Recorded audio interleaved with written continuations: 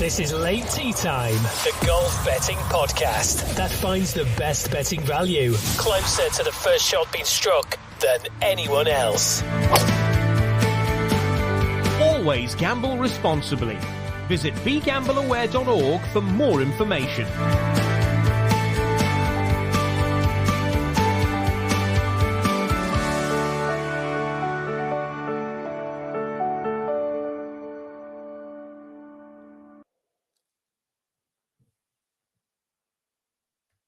And buongiorno, everybody. Italian Open, hence the multilingual entrance there. Late tea time, podders out there, welcome along. It is James, as always, and we'll bring him straight in. Dave Tindall, we had a good week last week, didn't we? Yeah, the BMW PGA Championship at Wentworth. The sort of main advice was oppose Sergio Garcia in everything you ever do. And he disgraced himself, didn't he? Just to back up the reasoning. Yeah, I mean, we basically, the reasoning was that the live players weren't going to get too much love at the course, and they didn't, and he didn't react very well to it, which was your reasoning for it. And Victor Hovland, who was the pick to win it, also got a place for us too, didn't he? He finished kind of high on the leaderboard. He was leading for some time.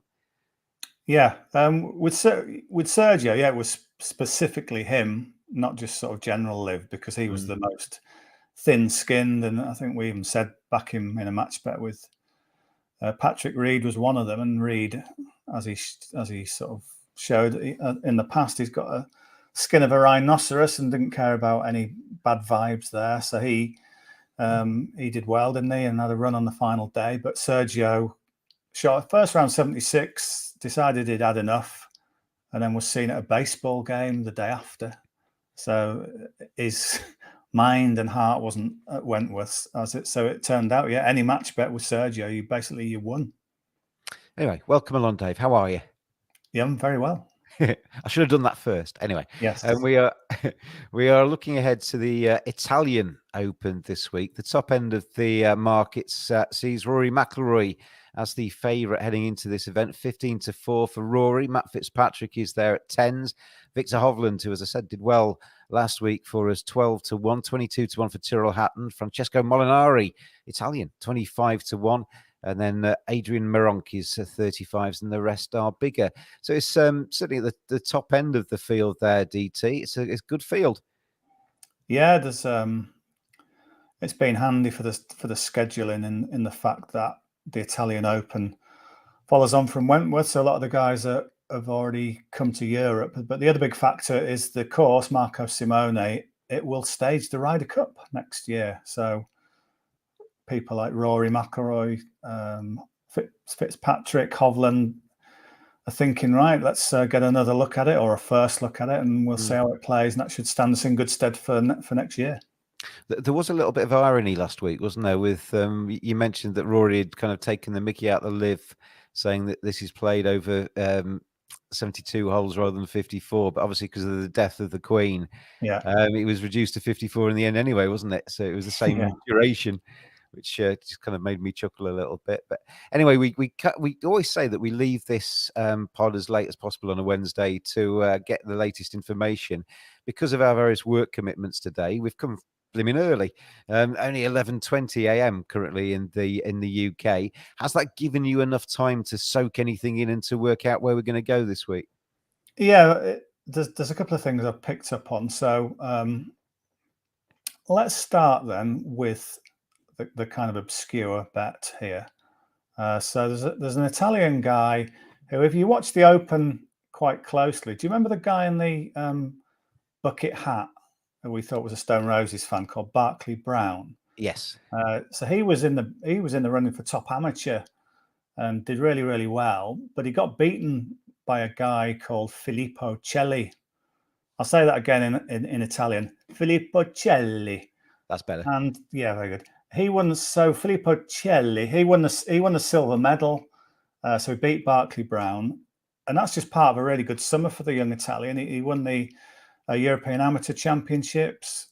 He played in the Eisenhower Trophy with Italy, and they won that. And then he also appeared in the on the European Tour Handa World Invitational. I can never quite remember that title, in Northern Ireland. He was seventh. He was seventh in a proper DP World Tour event. So he's on home soil this week. And I don't want to get too carried away saying he's going to win or he's going to finish top 5 or top 10. But I think top 30 seems a sort of reasonable ask for a guy who's clearly got a lot of talent on home soil. He's 13-2 to get that top 30. That's with Paddy Power and Betfair. So I thought that could be our first bet, because 13-2 is a decent enough price, and at top 30, it's not anything incredible, but he's shown at the Open.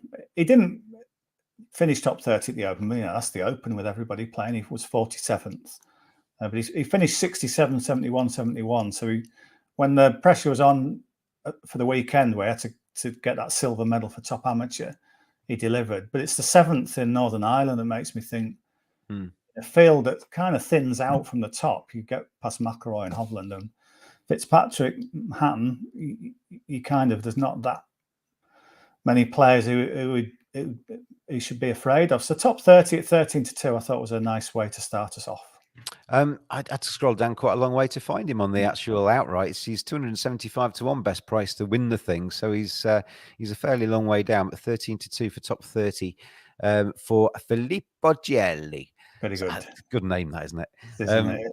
There's something about it, Italy, isn't it? Beautiful country and fantastic names and accents and stuff. When you can sort of elongate that surname with a Celli. Yeah, nice, isn't it? Sounds like a TV chef, really. Should be that's maybe his future career. So he's the first one that goes onto the betting slip this week. 13-2 for top 30 for Filippo Gelli. And where do we go next? Yes. So a couple of points took me to this next bet. So Filippo Gelli, he said that he played the course in practice yesterday, and it was quite wet compared to maybe last year. It was taking a bit of rain, or softer. So on a soft course, your head always sort of goes to Rory McIlroy, because that's kind of his favourite conditions, where you can take apart a soft course and hit those booming drives. Now, the other thing is, when you look at the weather for Thursday, it shows that it's perhaps thunderstorms in the afternoon, so it could all get a bit disrupted. So I thought, on a wet course, if Rory McIlroy's got an early tee time, we could have a bet here. Well, he's off at 08:30. So that's early enough. That's early enough. So he should get his round in before all the thunderstorms hit. I mean, we don't know. The weather can change, obviously, but it looks like it might be a bit of an advantage to just get yourself done in the morning. Now, on the outright, I do think Rory, I mean, he's playing incredible golf. It was a roll of a ball that he missed out on a playoff against Lowry at Wentworth. So he's in incredible form. He's kind of on a mission, isn't he, with all this live stuff? And the Ryder Cup is big in his mind, and we're playing on the Ryder Cup course. So he's not just turning up here, because it's the week after Wentworth, and I may as well have a go. He's turning up here with real intent, I think. So on the I wouldn't put anyone off backing him on the outright, but he just seems a bit short, doesn't it? That price, just under 4-1. But for first round leader, he's 14-1. And I know you could say, well, that's only 18 holes, and maybe the class would come through after 72. But Rory McIlroy is just a brilliant Thursday player. You look at, I was totting this up. In his last 22 starts, he's been first round leader 5 times. And that's better than his win record. So that's brilliant, isn't it? And a couple of others, he was second after day one. So it's such a familiar sight in golf to look at a Thursday leaderboard. Rory McIlroy's teed off early, posted a score. No one gets anywhere near it or doesn't get to it. So I could see that playing. I could see him getting off at 8:30, shooting a 64. No one beats him. So I thought 14-1. He's in a nice, he's got the nice group with him, obviously. So he's got Francesco Molinari, Open champion, local favourite. He's got Nikolai Højgaard, who won this tournament last year. So they'll be carrying all the crowds. So Rory will buzz off that as well. So I just think, if you look at it, it's all seems to have slotted into place for McIlroy to do one of his fast starts. Yeah, 14-1 is quite a tasty price on Rory these days, isn't it? You can get him. I mean, he's 14-1 pretty much across the board, across the various bookies. A bit shorter some places, but 14-1, 6 places with Paddy Power is probably the best option there for Rory to be top of the leaderboard come the end of the first round there. Which I mean, like you say, at the moment he is driven, isn't he? He's kind of making a point. He's obviously knows he's playing good golf. He's not just there to make up the numbers. You're putting your money on a horse who is motivated for you.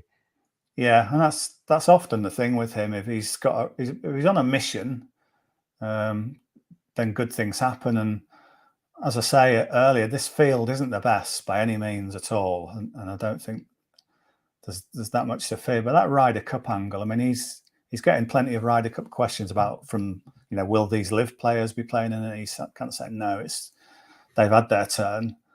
So he wants to sort of be that leader at the next Ryder Cup, and what better way to strike a little blow against the Americans by winning on the course where it'll be held, and then people will not want to face him next year. You can scroll on however many years, you can see Rory being captain of a Ryder Cup team, can't you? He's kind of got all the credentials there. He's just an easy pick, isn't he, for that job when the time comes? But he's got plenty of balls to hit before that arrives with us. So we've got Filippo Celli then to be top 30. We've got Rory to be leading after the first round. Is there anything else on your mind this week? The only other one I looked at was Fabrizio Zanotti, the Paraguayan, because he's playing really well. How come Fabrizio doesn't get a nice little Zanotti? Yeah, he could have Fabrizio Zanotti. I mean, he sounds Italian. Yeah, it could be, couldn't he? I was looking at him for first round leader because he started with a 66 in his last 2 opening rounds. One of those at Wentworth where he was 5th after day 1. He was 2nd after day 1 at the Irish Open where he shot 65.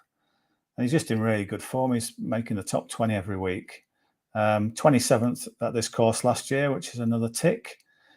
He's got an afternoon tee time. That's the only slight problem, possibly. So he could hit that bad weather. I mean, as I say, the forecast could change.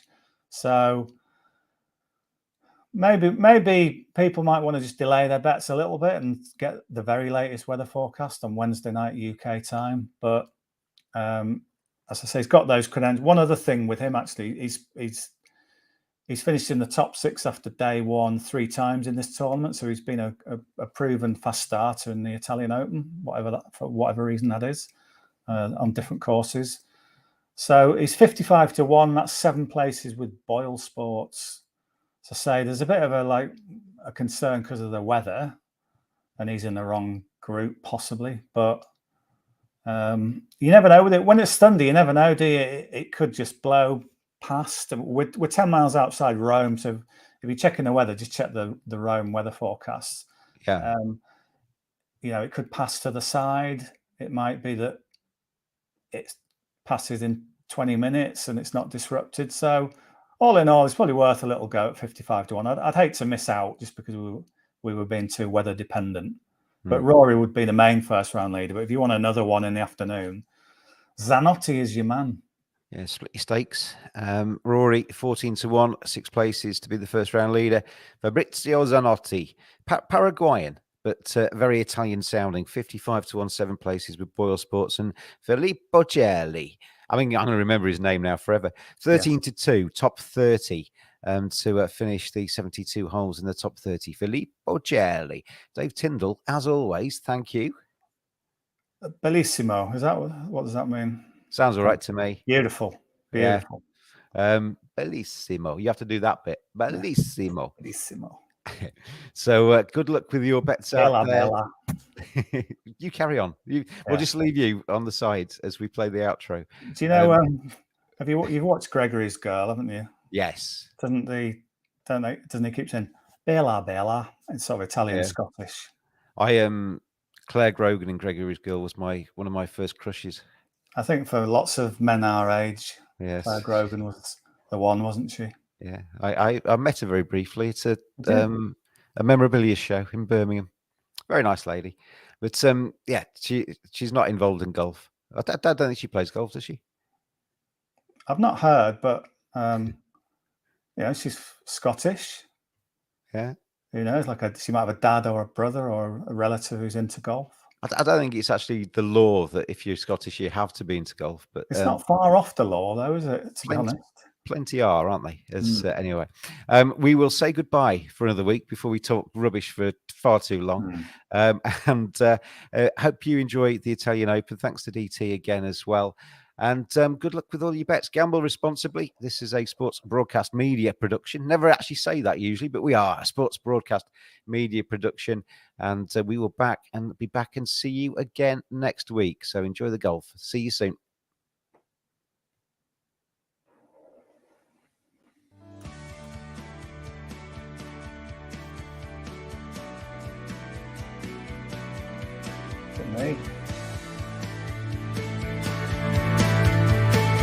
Always gamble responsibly. Visit begambleaware.org for more information.